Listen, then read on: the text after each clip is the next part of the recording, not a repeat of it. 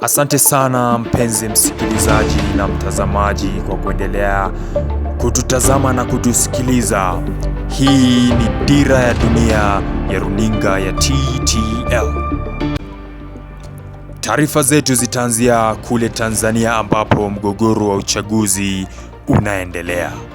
Tume ya uchaguzi ya nchi hiyo imetangaza kuwa Samia Suluhu Hassan ameshinda kwa asilimia 98 ya kura katika uchaguzi uliofanyika Jumatano. Akihutubia taifa Jumamosi, Samia Suluhu Hassan alisisitiza kuwa uchaguzi ulikuwa wa huru na wa kidemokrasia, huku akiwataja waandamanaji kuwa wasio na uzalendo.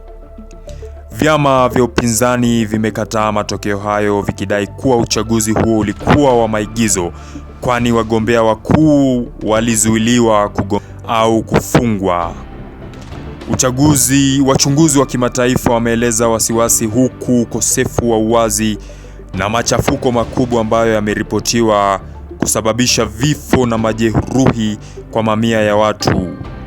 Kufungwa kwa mitandao kote nchini kunafanya iwe vigumu kudhibitisha idadi kamili ya waliopoteza maisha. Serikali imejaribu kupunguza ukubwa wa taarifa za vurugu na imeongeza muda wa kafyu ili kudhibiti hali ya usalama. Kwengineko, katika vita vya mashariki mwa Ukraine, kamanda mkuu wa jeshi la Ukraine Jenerali Oleksandr Syrskyi amekiri kuwa wanajeshi wake wanakabiliwa na hali ngumu katika mji wa Pokrovsk mashariki mwa nchi, wakipambana na majeshi ya Urusi yaliyojaa kwa idadi ya ukubwa. Amesema vikosi maalum vya Ukraine vimetumwa kulinda njia muhimu za usambazaji ambazo zote ziko chini ya mashambulizi ya Urusi. Moscow imedai kuwa wanajeshi wa Ukraine wanajisalimisha na kwamba wanajeshi 11 wa vikosi maalum waliuawa, madai ambayo Kiev imeyakanusha. Kwengineko, katika janga la kimbunga Melissa kule Jamaica, katika kisiwa cha Jamaica, kimbunga cha Melissa kimesababisha vifo vya watu 19 nchi ya Jamaica, huku wengine 30 wakiripotiwa kufariki Haiti. Waziri wa habari Dana Morris Dixon amesema juhudi za uokoaji zinaendelea, lakini hali ni mbaya hasa katika maeneo ya magharibi. Umeme umekatika katika sehemu kubwa ya kisiwa hicho na watu wanahangaika kuokoa mali zao kutoka kwenye maji na matope. Uhaba wa chakula na maji unaongezeka, huku misaada ikianza kufika kupitia uwanja wa ndege wa Kingston, ingawa viwanja vidogo vya mikoa bado havifanyi kazi kikamilifu.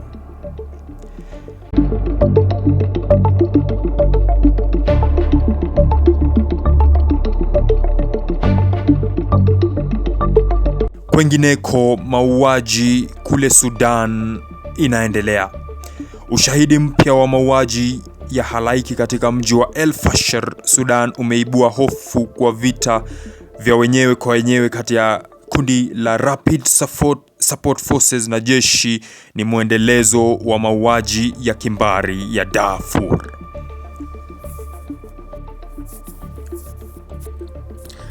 RSF ambayo ilitokana na kundi la Janjaweed inatuhumiwa kuendesha mauaji ya kikabila tangu mapigano yaanze Aprili mwaka wa 2023. Ingawa viongozi wa RSF wamekanusha tuhuma hizo, kiongozi wao Daglo amekiri kuwepo kwa ukiukaji wa haki za binadamu.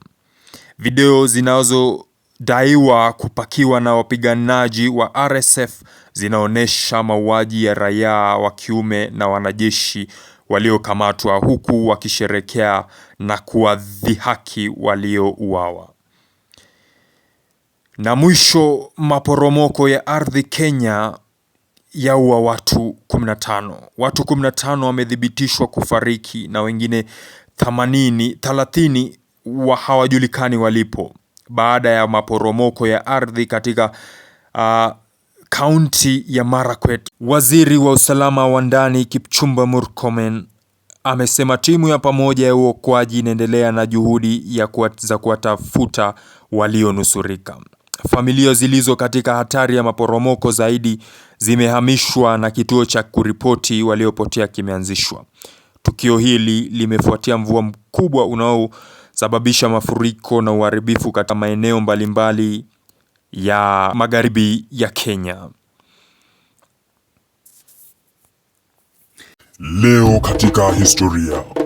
Mnamo tarehe 2 Novemba mwaka wa 1912, Bulgaria ilishinda vita kubwa dhidi ya dola ya Ottoman katika mapigano ya Lule-Burgas, mojawapo ya vita vikali zaidi katika vita vya kwanza vya Balkan. Jeshi la Bulgaria likiongozwa na Jenerali Radko Dmitriev liliweza kuishinda kikosi cha Ottoman ambayo ilikuwa ikiongozwa na Abdullah Pasha.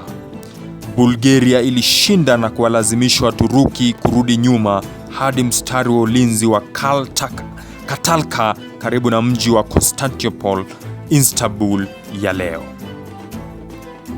Vita hii ilikuwa kubwa zaidi barani Ulaya kati ya vita ya Ufaransa na Ujerumani mwaka wa 1870 na vita vya kwanza vya dunia vya mwaka wa 1914. Ushindi huu ulifungua njia kwa Bulgaria kuelekea Constantinople, ingawa walizuiwa baadaye katika mapigano ya Kaltaka. Mapambano haya yalionyesha kuporomoka kwa nguvu za dola ya Ottoman katika eneo la Balkan. Je, wajua? Mnamo miaka ya 1780 madaktari walibuni mnyororo wa kukata, yaani chainsaw, kwa ajili ya kusaidia katika kujifungua kwa njia ya upasuaji, hasa kukata mifupa ya nyonga ili kutoa nafasi kwa mtoto kuzaliwa. Zana hizo zilikuwa ndogo, zenye kubadilika na ilihitaji kuzungushwa kwa mkono. Kwa wakati huo hakukuwa na dawa za usingizi, yaani anesthesia, ambayo iligunduliwa baadaye katika miaka ya 1840. Hivyo wagonjwa walihisi uchungu wote. Tumefika tamati ya habari zetu. Kwa heri. Ulikuwa ukisikiliza Dira ya Dunia ya TTL, ukisomewa naye David Newman Mwangi.